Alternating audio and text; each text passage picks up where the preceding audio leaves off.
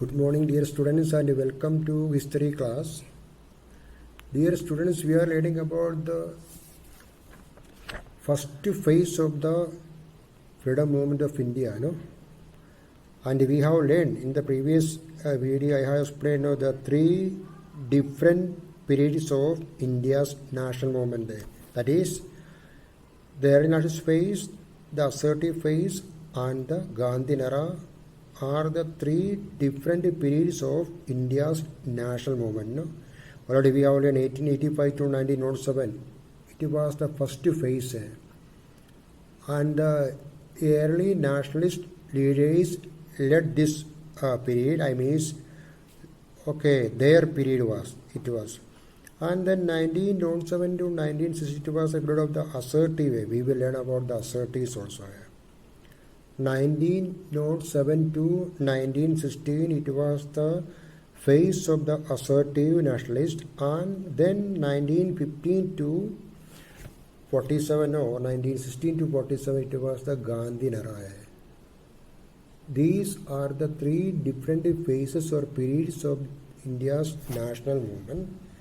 And today, we have learned about the famous leaders of this group now: Surendranath Banerjee, Dadabhai Naoroji, Gopalkrishna Gokhale, Madan Mohan Malaviya, Firoz Shah Mehta, Pandit, liberal Englishmen like Hume, Wedderburn. Many were there from different states of India on those days, nationalist, early nationalist. Now we will learn about the beliefs of the early nationalists or their attitude towards the Britishers. After that, we will learn about the demands put forward by this group of leaders in front of the British government. Demands of the early nationalists. So before that, we have to learn about the beliefs. So the early nationalists had faith in the sense of justice, fair play, honesty, and integrity of the British. They were open-minded, so very simple, and they had faith in the sense of justice, fair play, and honesty of the Britishers. First their attitude towards the Britishers. And then it was their hope that British would grant home rule to Indians. Home rule means self-government. They relied on the solemn pledges made by the British government. So Britishers were very cunning. They made a number of promises to win the support of the Indians on those days, but finally what happened? They cheated us. But the early nationalists believed, they relied on the solemn pledges made by the British government, and their hope, what was their hope? Their hope was that the British would grant home rule. And the third belief of the nationalists, they believed that the British rule had many benefits. For example, it aided increasing social ills like sati, untouchability, and child marriage. They believed that the British rule had many benefits. Who believed? The early nationalist leaders believed that the British rule had a number of benefits. For example, they put forward some examples also.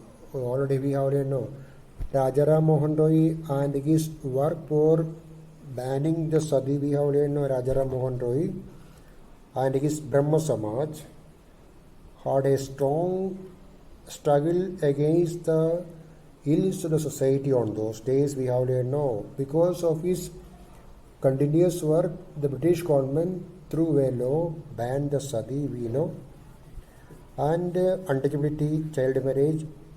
We have read about the reformers and their works.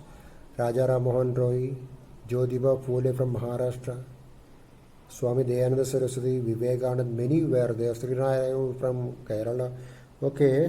Their social reforms. Then they were of the opinion that Britain would help Indians govern themselves according to Western standard. They were of the opinion, means the earlier opinion that Britain would help Indians govern themselves according to Western standard. another belief of the early nationalists.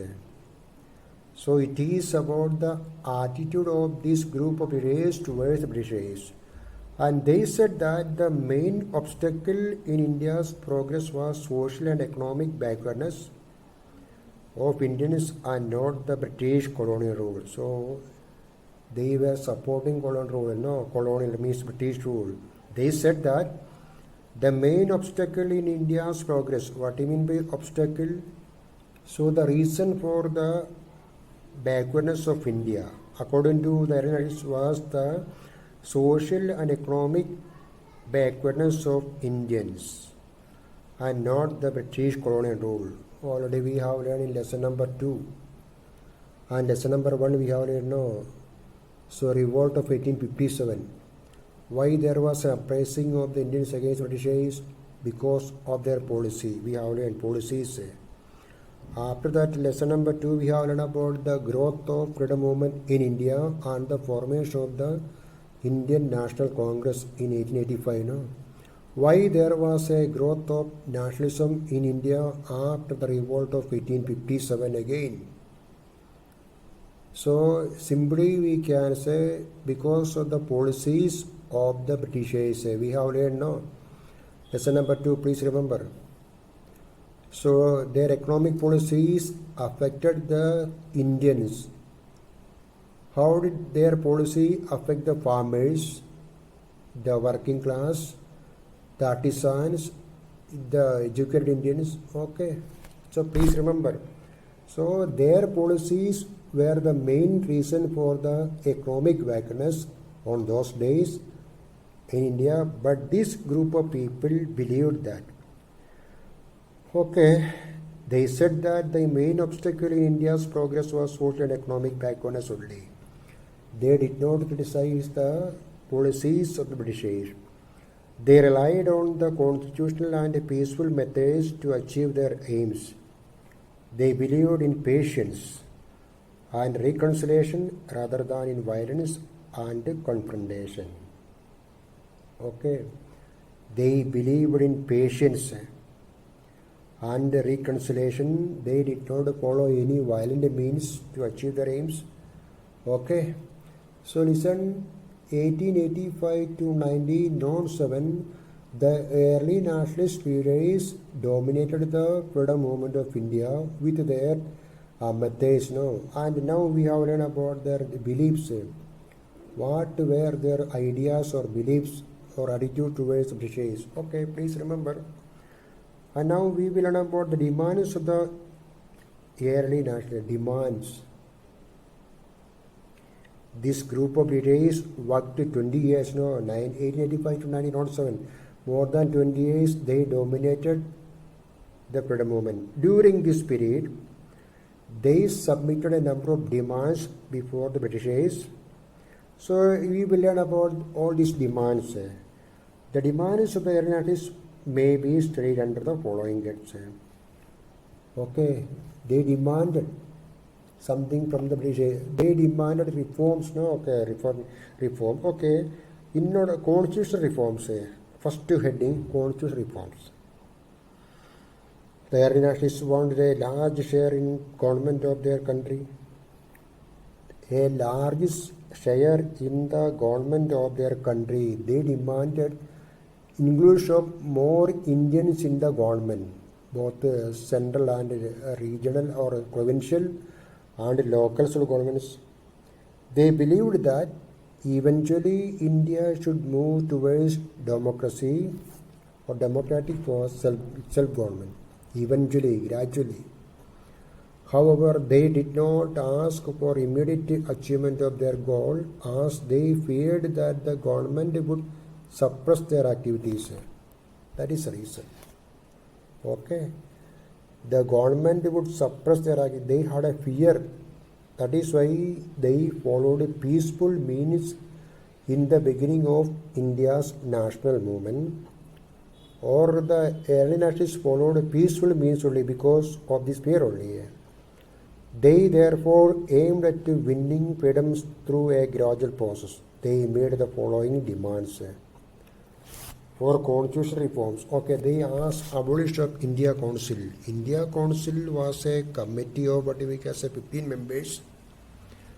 Okay, the original Council of India was established by the Charter Act of 1833 as a council of 4 formal advisors to Governor General at Fort William. Original Fort William was their capital, no? Calcutta was their first capital, no? Calcutta. There is their headquarters, Fort William. And in order to advise the Viceroy or Governor General, there was a council. After that, they increased the number of this India Council number into 15. So the early nationalists demanded the abolition of this India Council. They said it was a burden for the Indians. Okay, and then expansion of legislative council and legislative assemblies both at the center and in the provinces. They demanded expansion or increasing of the number or membership or the strength of the legislative council and assemblies at the center and the state provinces. Okay, in order to include more Indians in this elected body, they demanded that increase in the membership of Indians by including some members elected by local bodies like chambers of commerce. Chamber of Commerce, no, an association or organization of merchants, we can say, universities, etc. in these councils and by giving greater powers to them. They demanded Indian control over the public purse. I mean, Indian control over the public purse. They demanded control over the financial policies. Okay. And raised the slogan, no taxation without representation. So it is a very good slogan raised by or coined by the early nationalists. No, what was that? No taxation without representation. They demanded the inclusion of more Indians in the elected bodies. That is why they said this slogan. Okay. And by the beginning of the 20th century, they made a demand for a Swarajya or self-government within the British Empire, like the self-government colonies of Canada and Australia. Okay, they demanded no self-government within the British Empire. What do you mean by self-government within the British Empire? Not a complete freedom, no. So the Indians or these leaders demanded more power for the Indians. That is the meaning of self-government within the British Empire. So one of the most important demand of this group was the self-government within the British Empire. Okay, please remember this one. And then adequate means sufficient representation of Indians in the Executive Council of the Viceroy and also governors. They demanded the government. They demand to the government inclusion of Indians in the Executive Council of the Viceroy. Viceroy's Executive Council was the cabinet only. Cabinet. Okay, cabinet. Viceroy's Executive Council of the and those of governors. Okay. So these were the demands of the early nationalists for constitutional reform. And now economic reforms. In order to improve the economy of the country on those days, this group of leaders submitted the following demands. The economic issues raised by the early nationalists included reduction in land revenue and protection of peasants against unjust demands of the zamindars. A very good demand, no? They demanded reduction of land revenue and the protection of peasants, farmers against the unjust demand of the zamindars. Okay. They demanded the reduction of tax, no, land revenue. I mean, the Britishers on those days collected very high tax from the Indians, so they demanded the reduction of this. And also they demanded the protection of farmers from the unjust demands of the Zamindar. Zamindar, landlords were there. And they demand, okay, reduction in expenditure on the army and the money thus saved to be spent on welfare activities such as health and education. Another good demand, no? In order to improve the economy of the country on those days, so the air nationalists demanded to the government reduction in expenditure on the army. The Britishers were, what we can say, increasing the expenditure for the army.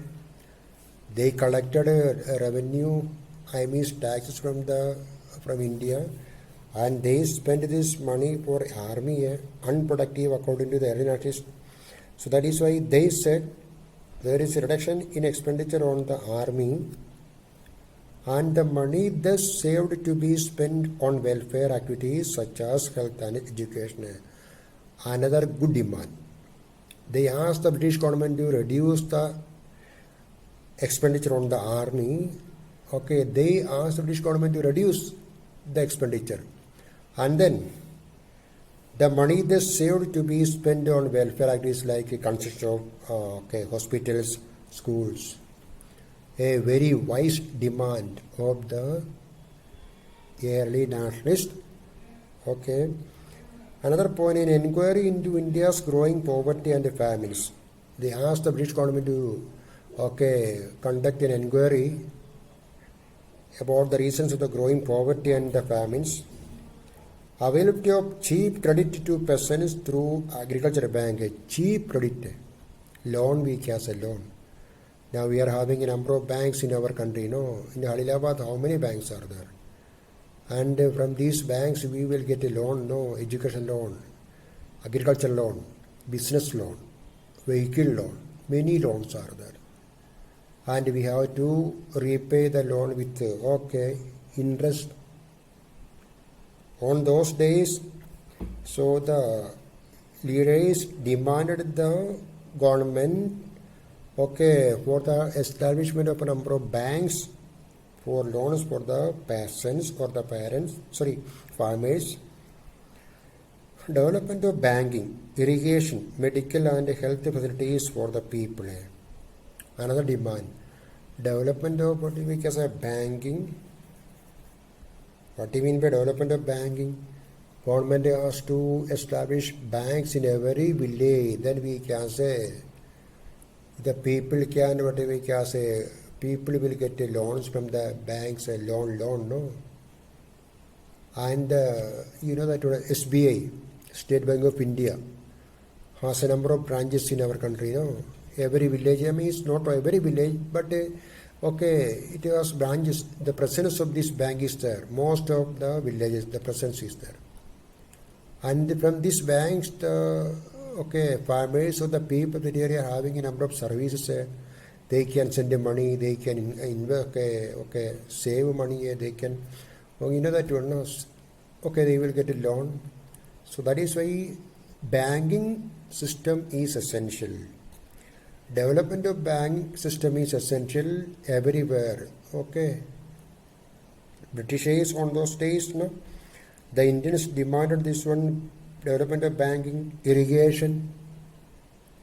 What is irrigation? Irrigation for the growth of agriculture, development of agriculture, irrigation. Medical and health facilities for the people. Industrial growth through trade protection. That means that a heavy tax should be imposed on imported goods and the government should give loans for the development of iron, coal, paper and sugar industries in India. They demanded about the protection of the Indian industries, protection of Indian industries. For that they demanded the British government to impose heavy duty on foreign goods. And total abolition of salt tax and the duty on sugar. So these are the demands put forward by the early nationalists for the economic development or reforms. Okay, so in the coming video we will continue another demand, administrative demands, defense of civil rights. After that we will learn about the methods of the early nationalists. So again there is an announcement that board has reduced the syllabus again, and according to the syllabus, reduced syllabus, I will take the class, I will upload the videos. Don't worry. Okay, reduce the syllabus. We don't know when is the reopening. It is uncertain. That is why we will continue this type of online classes, and I am going to create a WhatsApp group also. Okay, that I will explain afterwards. So please revise and learn. Thank you.